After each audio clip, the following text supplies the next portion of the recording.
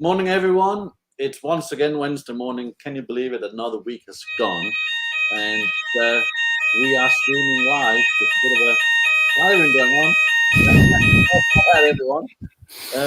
We got a bit of a siren going on there. So, yeah, we're live again with another conversation. And this morning, I have the pleasure of being joined by Robin Thompson, who is the owner of Red Fez IT, who has been kind enough to donate some of his time to join me today. Morning, Robin. Please tell the world who you are and what you specialise in. Okay, good morning. Yeah, I'm Robin Thompson from Red Fez. We specialise in IT support and services for small businesses. So we kind of cover the whole where we're based, East Riding, North Links, kind of keep it local, really. So, yeah, we tend to be handling the day-to-day side of things, and we see people's frustrations and try and solve them and help them out, really. So that's what we do. The stuff that just has to work every day when you try and run your business, isn't it? Absolutely, yeah, and obviously we often see the same things coming through. So after a while, you get quite well, you can kind of anticipate stuff, which is always useful. And yeah, we learn as we go along. Absolutely. So as we get into this, because today we're going to be geeking out. Really, that's the bottom dollar to it. Really. So for everyone who sort of comes and joins our stream today, we're live on Facebook, LinkedIn, and YouTube. So anyone who joins us on either one of those platforms, if you have any questions for Robin when it comes to hardware and IT and all that kind of stuff, please post them into the comments. Robin will do his very, very best to try and answer these questions. If he can't do it whilst we're live, then we will get back to every one of you with some answers retrospectively. So because there could be something that maybe neither one of us has heard of before. So let's dive into it. I want to talk to you a little bit about this Windows 11. Because when I first saw it, the first thing I saw was that it only works on a certain amount of computers. Why is that? Okay, well, it's part of Microsoft's attempt to make the whole system more secure. So it wants to limit it to machines that have the correct hardware to help make it more secure in the first place. And Microsoft are concerned about security, and it's always a thing that they've found harder to do maybe than say Apple, which is a bit of a closed shop where they've got control over the hardware and the software, so they can keep it in their little bubble. Whereas obviously Microsoft trying to support a whole range of different hardware and really doesn't know what the end user is going to be using it on.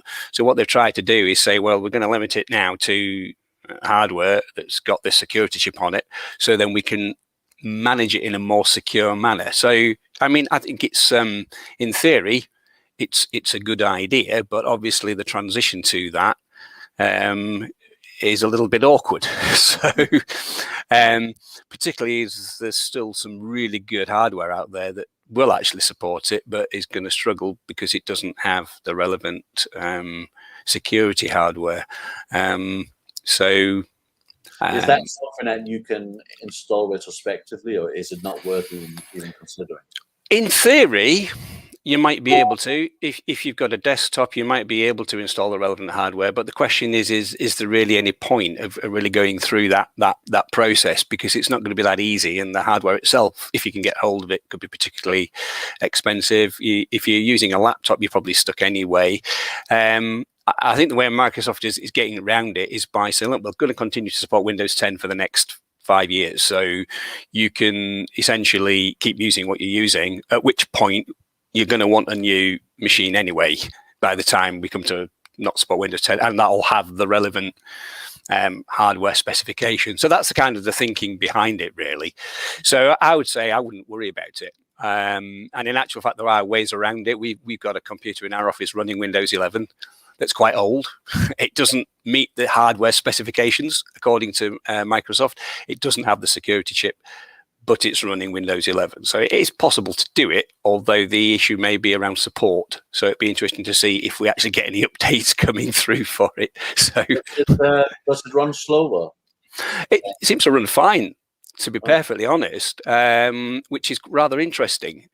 As far as we can tell, it looks like Windows 10 with a different skin on it. So it's Okay.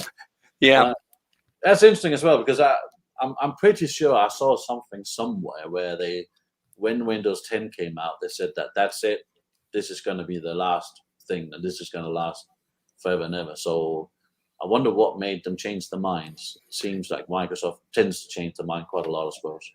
Yeah, absolutely. And we were making a big thing of the fact that Windows 10 was going to be the last operating system. This was it, and they changed the way they were managing it, and it was going to be feature updates every so often.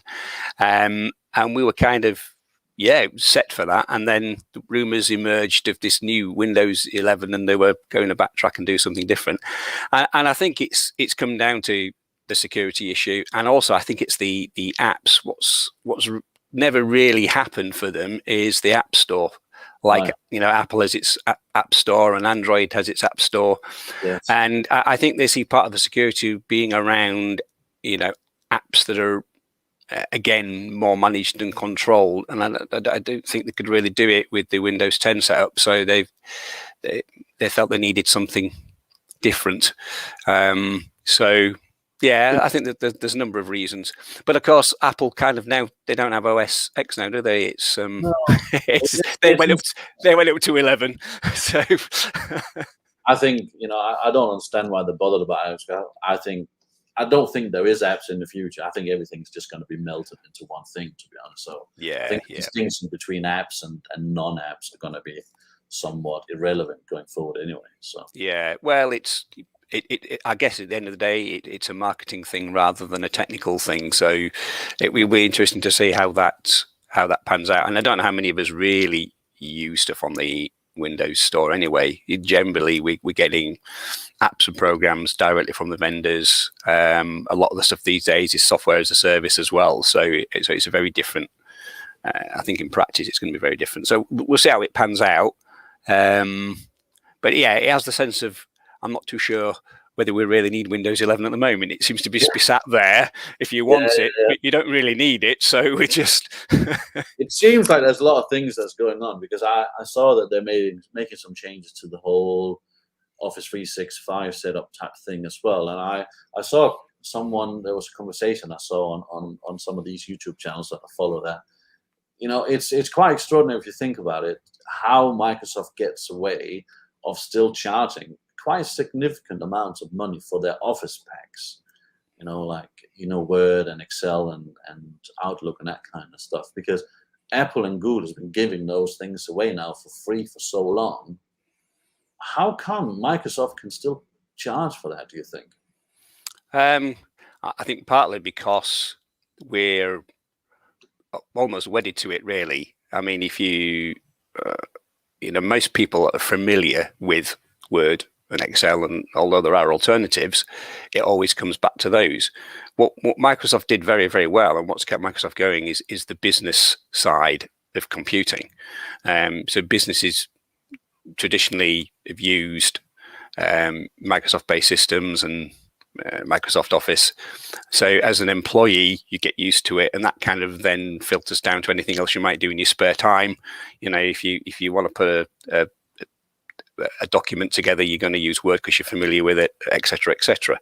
So I think they kind of got it there as the de facto default industry standard, a bit like Adobe with Photoshop. Everybody thinks, and we even use that, don't we? We say, that's been photoshopped. You might not have used Photoshop, but that's the term that we use. So I think there's an element of, well, people think they have to have that, so we just pay it. But also, it's not just about Office for them. And I mean, if you go and buy Microsoft 365, you're not just buying Office, you're buying it like a business productivity suite. So for me, and when I'm talking to my customers, it's about the extras that it allows you to do, and then what it saves you in terms of your workflows and your integrations. Now Google have the same product as well, and actually for some people, Google might be a better option. So part of our job is to try and help our customers work out which one's best for them. So, so I think that's how they kind of get away with it, really. And if you're a big business, it's actually a small cost. I think maybe for a smaller business, you may think it's a bit more, but it's about those extras. So, you know, what do you get? I mean, actually, you get a full booking system, which you probably don't know that you've got, but it's there. But you might be paying for Calendly when you don't need to, because you can use exactly the same thing through your Microsoft subscription. And that's part of what we try and do, to be honest, is say, look, do you know what you've actually bought? I think you're touching something really important there, because we don't really know what we're buying, what we're paying for when it comes down to it, because we don't really look into it. Because I think, as you say, we just we just need Outlook, we need Excel, we need Word, and then we forget about the rest, don't we? Yeah, that's often it. We see that bit because that's the bit, as I say, that we're so used to. That's what we're familiar with, and in a sense that might be the strand that Microsoft uses to sell it, but there's often more there.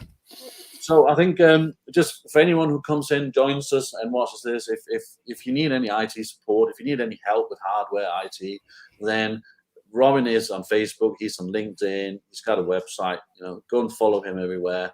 If you like what we're talking about, smash the like button, share it out so we can get the message out to the world. So I want to sort of move along a little bit, because we've talked a lot about Microsoft. I'm an Apple guy. You know that. I don't really have anything against Microsoft, but it's fun to tease and annoy people, as you know. A little bit pranked. I can't help myself. So, but one of the things that I've noticed quite a bit, and I think I've seen in certain forums that I get a lot, that this seems to be an issue with lots of people with Apple. I run an iMac, and I have a nice 30-inch screen that sits next to it. My fan in my iMac runs a lot, and this seems to be a common thing. Mm-hmm. Is that an issue? Is that something that the world, that everyone who, like me, runs this setup, is that something we need to be concerned about? Is there a way we can fix it? I think it has always been an issue with the iMacs, particularly since they went over to Intel, because what Apple have tried to do is take what's essentially a desktop PC and pop it in something that's really tight and contained. So cooling is always going to be an issue, because your Intel processors are not exactly the coolest things in the world, to be perfectly honest. I mean, you know, we use ARM processors in phones because they're much more efficient. And I think that was part of the decision behind Apple wanting to move to the M1 chips, because I think they identified that actually, if we're going to, you know, get things in a really small, thin unit, cooling is a problem, and this, you know, alternative technology may well be the answer to that. And I think it is correct. But yeah, I mean, it is an issue. I mean, sometimes taking it apart, reapplying thermal paste, cleaning it out, putting it back together can solve the problem. I mean, it's the same you can have with any kind of laptop, because laptops can be similar. You're trying to, you know, cram everything into a small space. But sometimes, I mean, we have a Mac in the office that does that. Every so often the fan just spins up, and we just have to accept that that's what it's going to do, because it's keeping it cool. You know, also broken fans can be noisier as well, so there may be an issue with that. And also a dirty fan, if you get dirt on some of the fan blades, it upsets the balance, and that can make it noisier than it needs to be. So giving it a good clean out every so often, though it's not so easy. That's the problem. It's not so easy.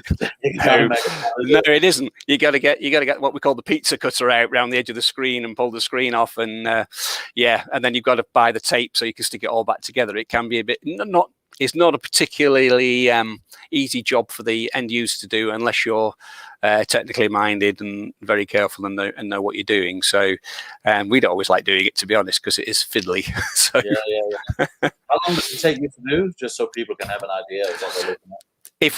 If we were just doing a clean out, that's going to be at least an hour, I would think. What we tend to do, if we take that opportunity, if there's going to be an upgrade, if you're going to put a solid state drive in or upgrade the RAM, because if you're going to take that screen off, you might as well get everything done. So it's often timed with an upgrade, but they can take a while, because a RAM upgrade on an iMac normally involves pretty much taking everything out, depending on the model. But and obviously later models, you're just probably not going to be able to do it anyway. But sure, you know, a lot of the stuff we've seen, it still had upgradable parts in it, but it is quite a faff. So normally it's the other way around. If you're doing an upgrade, we'll do a clean out as well for exactly that reason. While it's apart, we're just going to get it all cleaned out. So yeah, it does. This you just used the word solid state hard drives. Are they now the predominant hard drive that people have in their computers, or is it still the old fashioned? Well, they should be. They should be. There's. I've actually posted about this on LinkedIn in the last week, to be honest, because we had a customer last week who had got 4 computers that were all less than a year old that they'd bought from a large retailer that I'm not going to mention, but you know who it is, and they were all had the old-fashioned mechanical hard drives in, and they were all running slow. Wow. And the solution was to put in the solid state drive. So we did 4 of them last week, and it's rather frustrating that in 2021 that we're still getting computers coming through that haven't got solid state drives in as standard, because they should have. There is no reason to be putting spinning hard drives in now, and even for storage. I mean, we're doing builds now, and it used to be when a couple of years ago we'd do solid state for the system drive. We could put an old-fashioned spinning hard drive in for storage, but solid state's so cheap now. It's like, what's the point? So I'll even put solid state in for storage. Asking next, what's the actual price difference, so people have an idea? Because I suppose a lot of people, when they sit and spec their computers, maybe they're thinking about saving a couple of bucks. But yeah, I mean, usually SSDs are about twice the price, for the same capacity. But if you half the capacity, it's about the same price. So you could look for if you wanted 1 terabyte of storage, you're probably looking, if you go and buy a spinning hard drive, you're probably looking at about £40. For a solid state drive, you're probably looking at £80. And that's what's so frustrating, that the big manufacturers seem to. I don't know why, because it's not going to add anything onto the overall price. They could say, well, rather than selling you this PC with 1 terabyte of capacity, which you're not going to use because you're probably using an external drive or cloud storage, well, half the capacity and make it faster. Yeah. And that's going to be your selling point, rather than it's, and it'd be exactly the same price. So I don't know why they're still sticking in these old-fashioned spinning hard drives. I just wonder if there's these hard drives that they need to somehow. Well, that's what I wondered. Yeah, is there a large warehouse full of these hard drives that they're still trying to shift? Yeah. I wanted to ask as well, because there's a lot of talk right now about there's a lot of shortages of a lot of things, and one of the things that I know there's a big shortage on is these semiconductors and microchip type things. Is that affecting you? Is that affecting the business at all?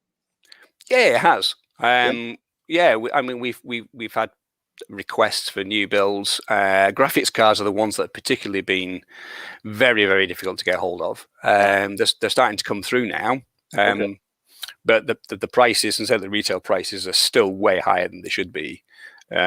Manufacturers are releasing graphics cards, and to buy one, you've got to pay over the recommended retail price. Now, I was going to ask, this is interesting, because is that because of the problems with production, or is that because of this whole blockchain with crypto, with miners? There's mining rigs, people are buying these graphic cards. Yeah, crazy. Is that because of that, you reckon? It's been part of it. It's a bit of a perfect storm of circumstances. So you've got people using them for crypto mining, so they're buying lots of them, and because that's an expensive business to be in anyway, you don't worry about spending $1,000 on a graphics card. You also do. There are supply chain issues, obviously, and obviously COVID exacerbated that. So it has. Yeah, it's been a perfect storm of problems, which have meant it's difficult to get hold of. But it's been graphics cards and processors, so building computers from scratch, new builds, which we do for some customers, particularly those that need some higher end stuff.